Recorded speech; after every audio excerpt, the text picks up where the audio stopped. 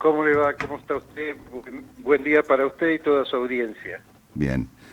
¿En qué nos beneficia esto de la ampliación de los miembros de la Corte Suprema? Bueno, ¿O en cuál es la realidad, visión que deberíamos tener, digamos, del tema sí, en sí? en realidad lo que se manifiesta es que habiendo una mayor cantidad de miembros en la Corte Suprema, los casos que tiene que juzgar la Corte podrían salir con mayor rapidez.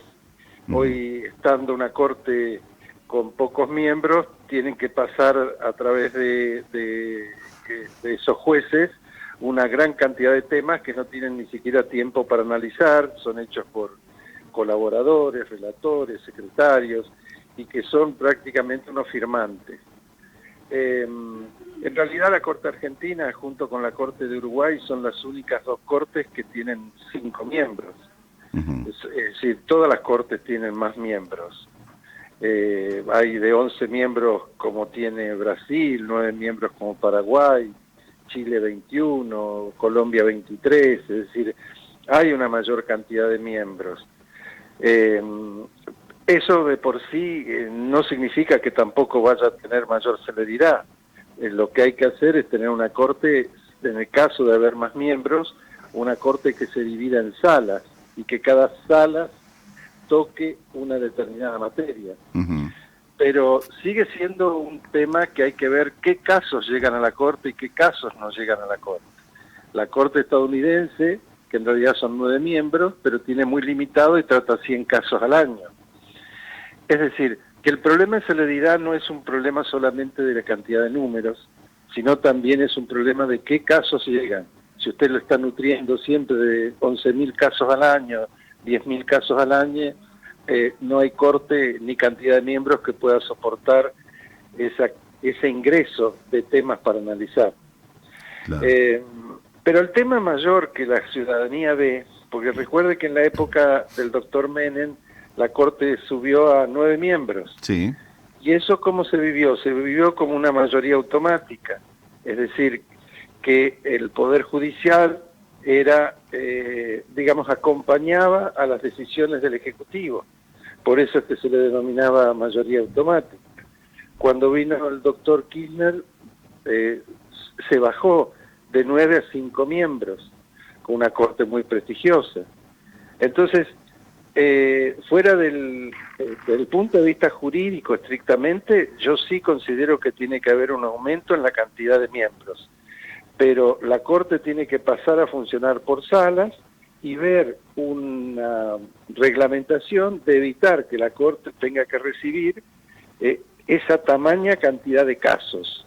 claro. Eh, Cla- Esto es un problema también cultural. Usted sabe que las y los abogados tenemos que acostumbrarnos a saber negociar, a saber mediar, a buscar soluciones dentro de los juicios y que no se haga estos procesos enormes de tiempo, claro, de gastos y una burocracia judicial que es la que combatimos todos los días, por lo menos acá en Neuquén. claro, claro. Así que es un tema muy polémico. Sí, sin duda. Pasa que en estos días, si uno se pone a escuchar, digamos, a ciertos referentes políticos del oficialismo, tiene, digamos, todos los votos a favor y la oposición todos los votos en contra. Entonces, ¿cuál es la idea? Buscar entonces desde otros sectores que nos ayuden a entender cuál es la historia y en qué nos beneficiaríamos. Eh, por eso buscábamos saber qué significa esta ampliación de la Corte y muy bien lo explicó usted.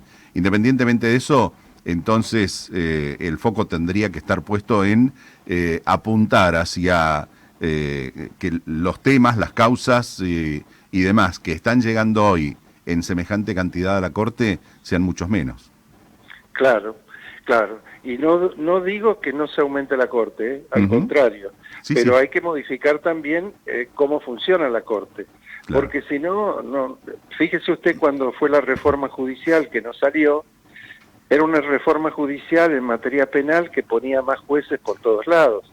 Sí, Pero hoy con el sistema acusatorio adversarial que hay en Neuquén y en muchísimas provincias, y es el que está proyectado en la Nación, lo que hay que poner es más fiscales. Claro. Es decir, por cada juez tendría que haber 5 o 7 fiscales. No necesita usted tantos jueces, y esa reforma sucumbió. Entonces, por eso serenamente hay que verlo. Desde el punto de vista jurídico, mi opinión sí, claro que está muy bien ampliar la Corte. No sé el número, eso es un consenso político. Después la Corte tiene que tener en cuenta que la Corte es la última que hace el control de constitucionalidad, es decir, la que dice qué es legal y qué no es legal. Entonces tiene una función enorme. Por eso hay autores extranjeros que dicen que al tener la Corte esas funciones tan impresionantes, porque le hace un control, algunos dicen que controla la democracia, y otros dicen que no, que controla los derechos individuales frente a la mayoría, y que está muy bien que lo haga. Funciona, la palabra no es la correcta, no me sale otra, así que le pido que me disculpe la que voy a usar, como un contrapoder, es decir, para tratar de analizar qué es lo que está pasando con los derechos individuales. Entonces, hay autores, Waldron, hay uno que es neozelandés, pero que da clase en Estados Unidos. Él dice que es necesario que la Corte sea dialoguista, se llama audiencias. Vio que acá la Corte, por ahí en algunos temas, se convoca audiencias para ver qué opinan organizaciones intermedias, aquellos que se anoten como para opinar. Claro. Tratar de darle legitimidad a un poder que no llega a su cargo a través de un procedimiento democrático, sino que se hace por la designación que hace el Ejecutivo, que hace el Consejo de la Magistratura. Entonces carecen de esa base democrática para estar en esa función. Claro. Es complejo el tema, como verá, pero sí, sin dudas. En buena hora que se aborde. Sí, sin dudas. Y en buena hora que por lo menos se planteen estos temas, porque como dice usted, más allá de la ampliación y del número, habría que corregir otras cosas porque seguramente son las que ahí sí sumadas van a hacer que haya una justicia más rápida en los distintos planteos que ocurren a diario en toda la sociedad. Sí, y yo creo que, mire, no se ha logrado que los procesos sean ni más rápidos ni más justos, esa es la verdad. Pero tenemos que ponerlo esto en el debate permanentemente para que se entienda qué es lo que anhela, la población. Quiere que esto se resuelva rápidamente, que sea con justicia, que sea con transparencia, todos estos elementos que se está exigiendo permanentemente a toda actividad del Estado. Así que en buena hora que se debata y que lleguemos a consensos, porque lo importante, además de debatir, es que podamos lograr consensos para trazar una nueva perspectiva, una nueva acción, una nueva forma de vivir este tipo de situaciones. Ok.